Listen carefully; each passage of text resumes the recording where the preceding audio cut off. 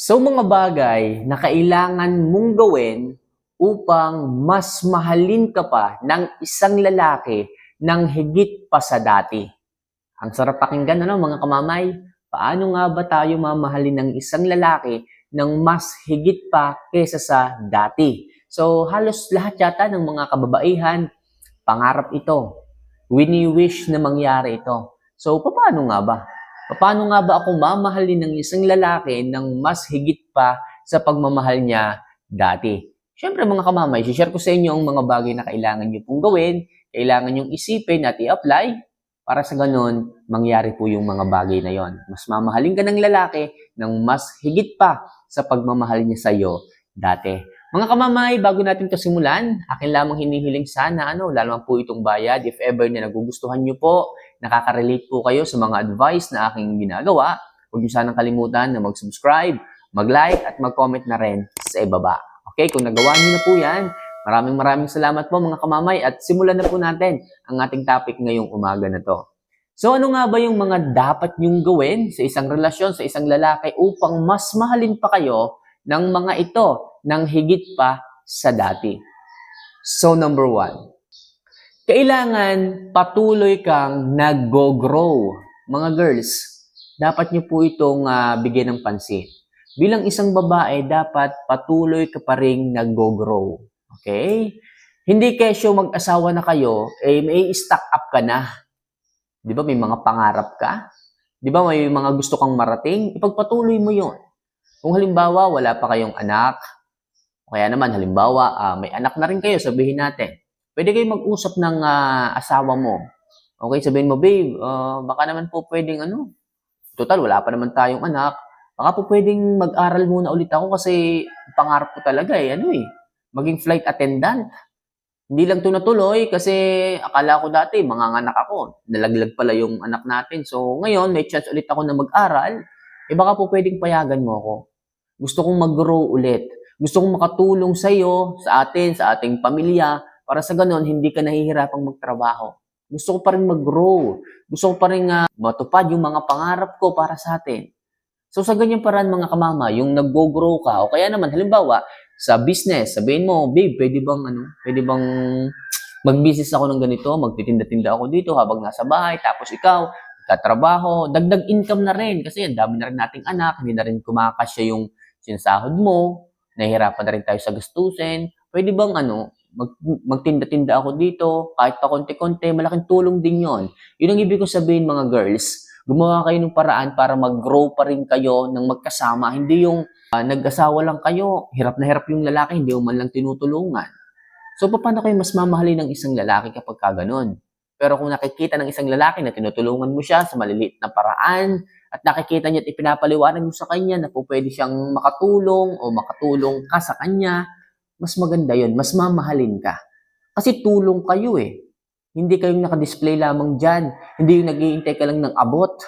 Okay? So, maging babae kayo, mga kamamay, na nakakatulong. Maging babae kayo na maaasahan. Maging babae kayo na patuloy sa pangarap, na nag-grow. Ina-achieve yung mga goals sa buhay. Sa ganyang paraan, mga kamamay, mas mamahalin kayo ng lalaki, maniwala kayo. Alright? So, next. Maging emotionally matured. Maging emotionally matured kayo. Anong ibig sabihin? Sabihin, yung mga konting problema, huwag na masyadong pinapalaki. Sa halip na pag-usapan, hindi nyo na kailangan pang isumbat. Okay? Pag po kayo is matured na sa mga bagay-bagay na ganyan, mas maintindihan nyo po ang totoong meaning ng pag-ibig, meaning ng maturity.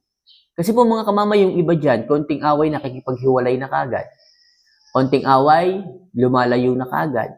Konting away, nag-aal sa baluta na, umuwi na ng probinsya. Huwag muna pong ganun. Maging emotionally matured. Pagpasensyahan, hindi lahat ng away sinasalihan. Hindi lahat ng away pinapatulan. Matuto kayong umayos ng problema. Halimbawa, nagkamali yung lalaki. Okay? Halimbawa, nagkamali, nakagawa ng kasalanan, pag-usapan niyo po muna. Hindi po kailangan na magalit ka agad. Hindi kailangan na lumayo, makipaghiwalay ka agad. Pag-usapan, maging emotionally matured. Nakukuha naman po lahat ng bagay sa maayos na pag-uusap Di ba? Pag-usapan niyo muna. Pero kung halimbawang makikita ng isang lalaki na, okay, palang asawa ko, gusto pala niyang maayos ang aming relasyon. Akala ko kasi nagkakalabuan na kami, kaya nang babae ako. Pero mas mahal pala ako ng aking asawa. So kung hindi mo siya inunawa, talaga maghihiwalay kayo. Pero kung naging emotionally matured ka, nag-usap kayo ng maayos, hindi mo siya sinigawan, hindi mo siya pinagmumura, pinatawad mo siya, sa ganyang paraan, mas mamahalin ka ng lalaki. Kasi mas nangingibabaw yung pagmamahal mo para sa kanya eh. Okay? Kaya mas mahalaga pa rin mga kamamay na maging emotionally matured kayo pagdating sa inyong relasyon. Sa ganyang paraan, mas mamahalin ka pa ng isang lalaki. Maniwala kayo mga kamamay. Huwag lang paulit-ulit. Kung paulit-ulit ang ginagawang kasalanan, doon kayo mag-al sa balutan. Doon kayo mag-no contact rule. Pero kung minsan lang nagawa, magpatawad kayo. Mag-usap kayo. Kasi sigurado ako makakatulong po yung hinahon ng inyong usapan, yung smooth ng inyong usapan, at syempre mag-address din po kayo ng problema. Halimbawa, sabihin mo nasasaktan ka kapag ganito, hindi okay sa'yo kapag ganito, po pwede kang mawala, po pwede kang mag-no contact rule, po pwede kang umalis, mang-iwan, kapag patuloy niyang ginagawa yon. Sa ganyang paraan, meron kayong usapan, alam niya. Okay? Alam niya ang gagawin niyang moves, alam niya ang pagbabagong gagawin sa kanyang sarili. Sa ganyang paraan, naging emotionally matured kayo, malaking may tutulong, at mas mamahalin ka pa niya, higit pa sa dati. So next, alamin mo ang love language niya. Yes, mahalaga po ito mga kamamay. Kung gusto mong mas mahalin ka niya, alamin mo kung ano yung mga bagay na makapagpapasaya sa kanya. Kung paano siya ngumingiti, kung saan siya ngumingiti, ano yung mga bagay na makapagpapasaya sa kanya. Sabihin natin ang love language niya, pagdating sa, alam mo na, sa loving-loving, di mas i-improve mo yon. Kung sa tingin mo, yun ang nakakapagpatibay ng inyong relasyon, doon siya nag-i-enjoy, ipakita mo. I-satisfied mo siya. Mama, hindi nga ako marunong eh. Hindi nga ako magaling sa ganyan. Bakit? Hindi ka ba natututo? Hindi ka ba willing na matuto? Okay? So, ipakita mo lang sa lalaki na willing kang gawin, willing kang pasayahin siya, malaman o alamin ang love language niya. So, walang problema sa kanya yon. As long as nakikita niya yung willingness mo na matuto, yung willingness mo na mapasaya siya, wala kayong magiging problema. Basta mga kamamaya, alamin nyo yung love language niya. Hindi lang po pagdating sa labing-labing. Meron naman diyang masaya siya kapag binibigyan siya ng regalo, na-appreciate siya. So, lahat ng yun, alamin po ninyo. Para sa ganun, matumbok ninyo kung ano yung mas makapagpapasaya sa kanya. At pag siya ay palagi nagiging masaya, doon kanya mas mamahalin pa, higit pa sa dati. Tandaan nyo yun mga kamamay. Alamin ang love language, mahalaga po yun. So next, ipahayag mo rin lahat ng pangangailangan mo.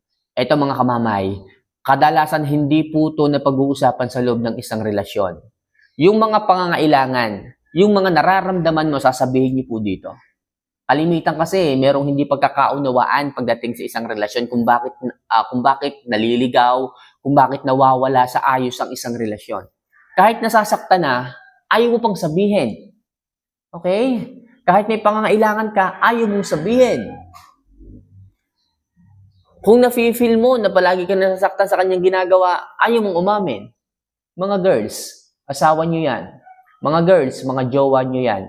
At mahalaga sa kanila, mahalaga sa inyo, yung nararamdaman ng bawat isa. Kaya kung ano pa man ang nararamdaman nyo sa loob ng isang relasyon, sa kanyang mga ginagawa, sa kanyang mga inaasta, sa kanyang mga kilos at gawa, kailangan sinasabi ninyo. Hindi po pwede yung malabong komunikasyon dito. Kailangan, kung nasasaktan ka, sabihin mo, babe, lagi ka nang umuwi ng late, hindi na okay sa akin. Iba yung nararamdaman ko, kinakabahan ako eh. Pwede bang umuwi ka naman ng maaga para naman, syempre, magsabay-sabay din tayong kumain ng mga anak mo. Tayo. Kasi namimiss naman namin yun. So, sabihin mong ganun ka, mamay. O kaya kayong dalawa, mag-usap kayo. Sabihin mo, babe, pwede bang mag-usap tayo? Parang ano kasi, nagkukulang ka na ng oras sa amin. Baka naman po pwede mong gawa ng paraan. Simba naman tayo sa linggo. O every Sunday, simba naman tayo. Uwi ka naman ng maaga. Yung mga ganun ba mga kamamay? O kaya naman sabihin mo, babe, kung sino-sino kinakausap mo, nakaka-chat mo, hindi na okay sa akin. Nagsiselos na ako. Asawa mo ako. Hindi okay sa akin yun. Kasi baka mamaya kung sino-sino yan. Baka kasi mamaya lulukohin ka lang yan, peperahan ka lang yan. Nakikita ko, babae rin ako. Yung mga ganun, mag-open up kayo. Kung may mga kailangan kayo, sabihin nyo para magawa ng aksyon. Kasi kung mahal kayo ng isang lalaki, siya yung mag-a-adjust. hindi magagalit ang mga yan. Pero kung magagalit sa inyo, ganito, ganyan, hindi kayo mahal ng mga yan. At kung halimbawa naman na masyado kayong nagiging overacting, masyado kayong nagiging, alam mo yun, nangangamba, naghihinala, willing magpaliwanag ang isang lalaki sa mahinahon na paraan.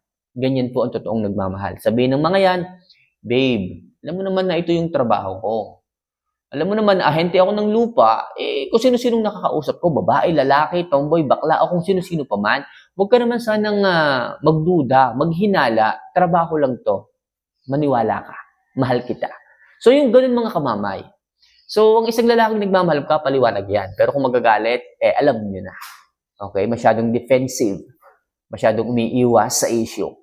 So mga kamamay, yan lang muna sa ngayon. Okay, yan lang muna sa ngayon ng ilang mga bagay na kailangan nyo pong gawin upang mas mahalin kayo ng isang lalaki ng mas higit pa sa dati. Sigurado ako mga kamamay, simple at ilan lang to pero tutumbukin ito yung pagmamahal sa inyo ng isang lalaki noon na hindi nyo na maramdaman ngayon, babalik po yun.